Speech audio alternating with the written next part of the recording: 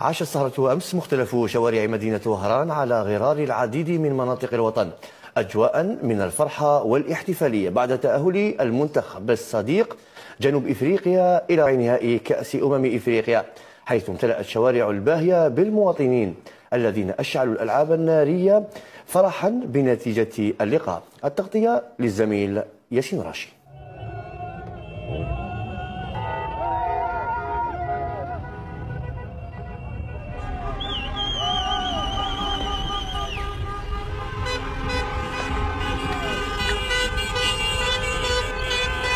أنا فرحان برا عليا غادي صافي بليزير خويا نتفرجكم بافريكاني. تحيا الجيري، تحيا السيدافري، نبغي مونتسيبي. مباراة كانت مباراة جيدة ولكن الحظ ما ولمهمش وروحوا تروحوا الطيارة ديريكت دواركم 1 2 3 فيفا الجيري. تحيا الجزائر. السلام عليكم.